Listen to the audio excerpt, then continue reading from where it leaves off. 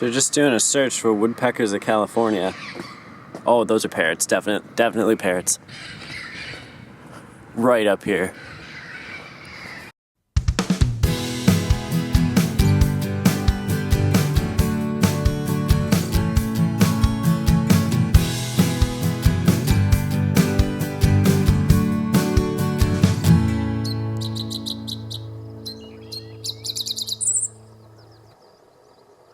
I'm in Los Angeles, California, the land of entertainment, the Hollywood sign, and for me, a whole new group of birds to explore.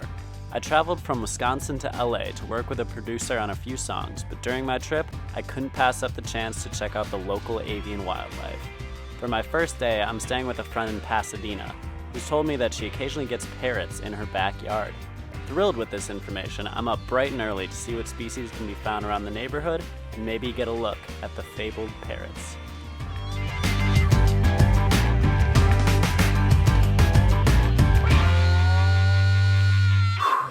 Man, I'm excited. All right. Let's go. Hear that kind of high-pitched call. See if we can track that down. After scanning the trees, I quickly noticed one of the United States' most vocal bird species, the northern mockingbird. Northern mockingbirds are known for mimicking other noises around them and can often be heard calling through the night.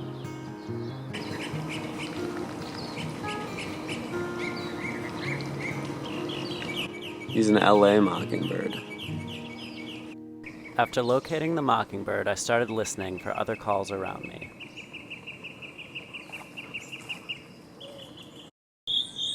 So I just heard something that sounded kind of parroty. I have no idea what that is. I pinpointed the noise to a tall tree in the backyard. When I looked up, I could not believe what I was seeing. Gosh, okay, there's a parrot right up here. Check that out. That is incredible. But as quickly as it appeared, the parrot soon took off. I made it my goal for the rest of the morning to find more parrots and learn more about their story. As I turned to scan the trees, I noticed a larger bird sitting on a dead branch off in the distance. So this is some kind of dove or pigeon. I'll have to check this out. It's California's only native pigeon and close relative of the extinct passenger pigeon, the band-tailed pigeon, is a treasured wildlife species in California. The band-tailed pigeon is a large bird with a dark gray-blue back and light gray-purple stomach. Their main distinguishing feature is a white crescent on the top of their neck, followed by iridescent green, scaly-looking feathers and a pale-tipped tail. They are sometimes called the blue rock because of the blue-gray color on their back and resemblance to the rock dove. Band-tailed pigeons are common in the coastal Pacific and in the southwest United States, down into Central America. They form large flocks and feed mostly on seeds and fruit.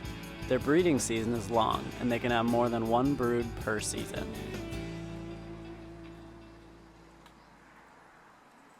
I started to walk around the neighborhood, hearing parrots off in the distance and flying overhead.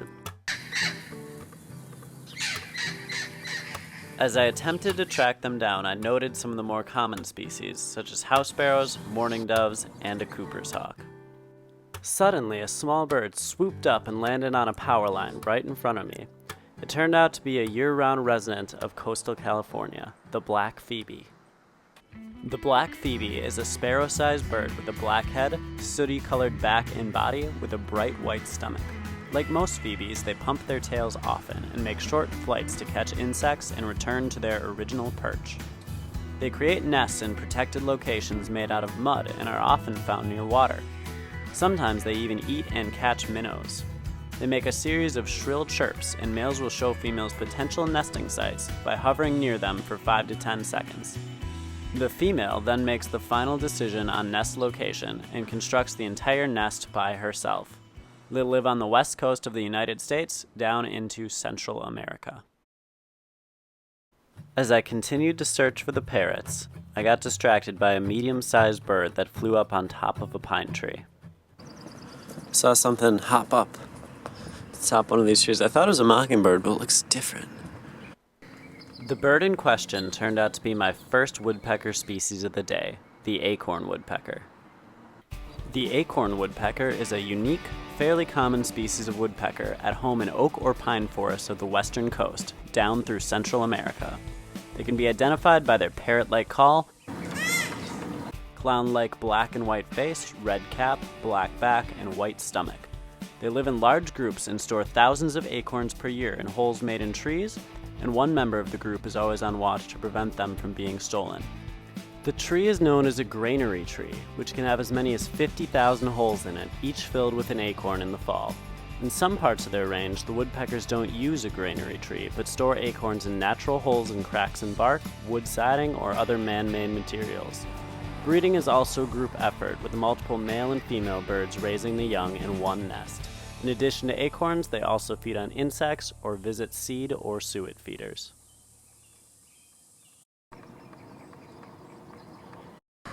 So we're just doing a search for woodpeckers of California.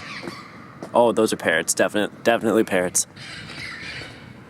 Right up here. Oh, there they go. Ooh, they're right on the city street. Alright, hopefully we'll get some good looks. I want you guys to know just how loud they are. Listen to that. Once again, the parrots only offered a brief look before taking off. So there's way more parrots out here than I thought. Just kind of feels like I'm missing them by just a second. I continued following the noisy call of the parrots and also managed to pick up a new species, the California scrub jay. The California scrub jay is a lanky bird with a long tail, a hunched-over appearance, and hook-tipped bill. They have a blue and gray back with broken blue necklace and a pale stomach. California scrub jays are curious, loud, and dominant birds that live in oak woodlands, open areas, backyards, and orchards on the west coast of North America. Known as the blue jay of the Pacific, they feed on sunflower seeds and peanuts at feeders, but also feed on insects, lizards, small birds, plant material, and have been known to pick ticks and parasites off large mammals. They've also been known to steal acorns from acorn woodpecker stores and from other jays. Nests are built by both the male and female and are often hidden among tree branches. After observing the California scrub jay, the noises of the parrots seem concentrated in one specific location. So at least for the moment, this spot over here seems to be the parrot hub. I've seen a lot fly over. Kind of seems like they just fly back and forth, just between different parts of the city.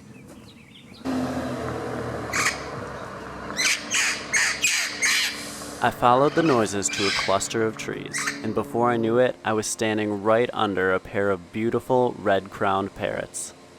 The red-crowned Amazon, also known as the red-crowned parrot, green-cheeked Amazon, or Mexican red-headed parrot, is an endangered species that is endemic to northeastern Mexico.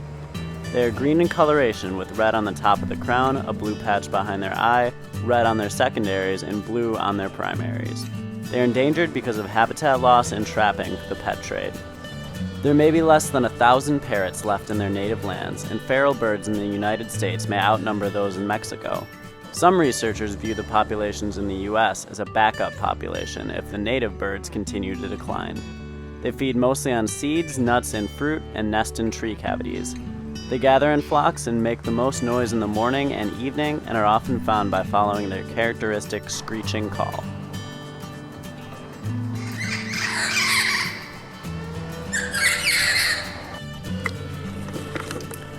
This is awesome. I finally got a good spot where I can just enjoy looking at the parrots. There's two. They seem to be trying to excavate a nest cavity or something like that. The parrots soon took off, but this time they left me feeling good about my close-up encounter. And just like that, I think they moved on.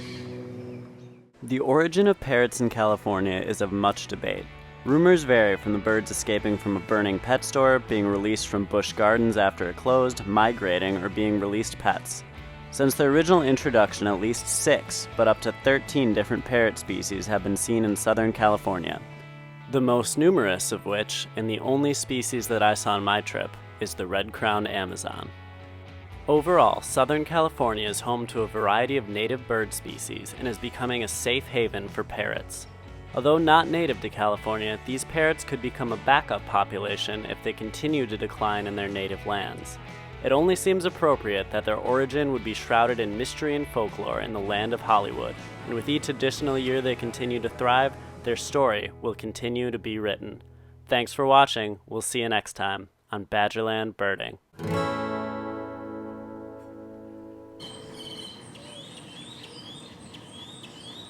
He's like, this is my good side.